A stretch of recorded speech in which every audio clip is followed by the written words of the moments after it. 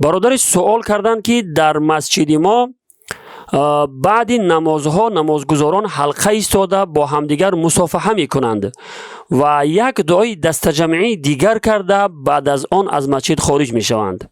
آیا چنین طریقه مصافحه و دعای دست جمعی در شریعت ثبوت دارد؟ التماس با تفصیل و با دلیل های قانع کننده از مذهب حنفی جواب گویید. الجواب باسم ملهم الصواب. مصافحه کردن یعنی هنگام سلام کردن دست دادن و با دست سلام کردن هنگام واخوری سنت است، ولی نباید وقت آن را به بعد نمازها و یا بعد نماز جمعه خصوصی کرد، چون که هیچ دلیل به خاص کردن این وقتها برای مصافحه دلالت نمی کند.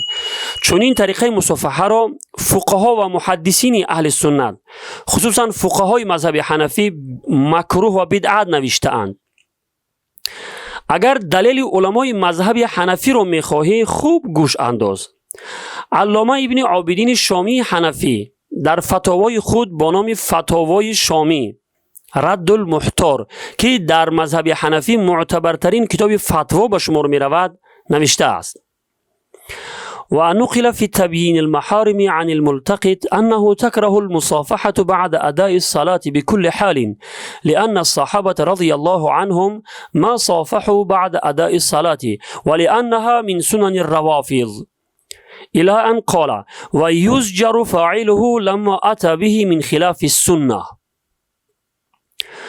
یعنی مصافحه بعد ادای نماز به هر حال مکروه است، چون که صحابه رضی الله عنهم بعد ادای نماز مصافحه نکرده اند. و دیگر این که این مصافحه بعد از نماز از سنت روافض است و بعدتر نوشته است: اگر کسی چنین عملی خلاف سنت را انجام دهد سرزنش و تنبیه کرده می شود. فتاوای شامی جلد 6 صفحه 381. باز در همین صحیفه نوشته است: و موضع المصافحة في الشرع انما هو عند لقاء المسلم لأخيه لا في ادبار الصلوات. یعنی در شریعت وقتی مصافحه هنگام واخوری مسلمان با برادرش است، نه بعد ادای نمازها. فتاوای شامی جلد 6 صفحه 381. راستی من حیرانم از بعض امامانی که دعوای حنفیت می کنند ولی از سنت روافض پیروی می کنند.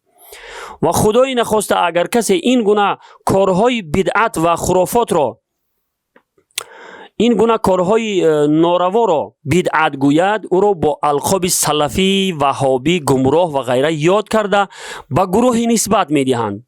العیاذ بالله.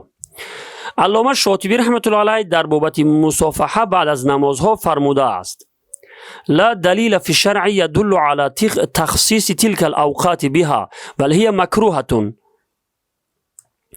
یعنی هیچ دلیل شرعی بر مخصوص بودن این وقتها برای مصافحه دلالت نمی کند، بلکه آن مکروه است. الاعتصام للشاطبی جلد 1 صفحه 280. یعنی مصافحه کردن هنگام واخوری مطلقاً کار خوب است، اما در وقتهای مخصوص مکروه است، چون که هیچ دلیل بر مخصوص بودن این وقتها برای مصافحه دلالت نمی کند.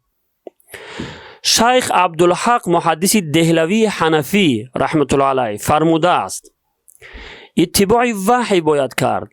بسیار امر محمود که در حد ذات فضیلت دارد، اما خصوصی مقام وارد نشده و درست نیامده، چنانچه مصافحه بعد از نماز و امثال آن. و نیز فرموده است: آن که بعضی مردم مصافحه می کنند بعد از نماز یا بعد از نماز جمعه چیزی نیست و بدعت است از جهت تخصیص وقت. و حواله اشعة اللمعات شرح مشکات المصابیح جلد 4 صفحه 12.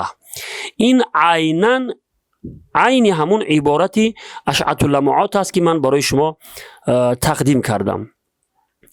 اگرچه مصافحه و معانقه یعنی در آغوش گرفتن سنت است، اما چون که بعد از هر نماز، همچنین بعد از نماز جمعه که از پیامبر خدا صلی الله علیه و سلم ثابت نیست، این فقیه و محدث جلیل القدر حنفی آن را بدعت میگوید، چون که مخصوص بودن وقت آن از پیامبر خدا صلی الله علیه و سلم ثابت نشده است، مگر هنگامی که کسی از راه دور آمده باشد و پیش از نماز با او وا نخورده باشد. در این صورت می تواند بعد نماز با او مصافحه یا معانقه کند. وقتی مصافحه کردن بعد از نمازها در شریعت ثبوتی نداشته باشد، دعای دست جمعی بعد از مصافحه از کجا ثابت می شود؟ و همین خاطر برادرای عزیز باید که پیروی از علما و فقهای مذهب باید کرد. فقها و مجتهدین اهل سنت دلیل هایی که پیشنهاد میکنند همه اونها طبق قرآن و احادیث جناب رسول الله صلی الله علیه و سلم می باشد.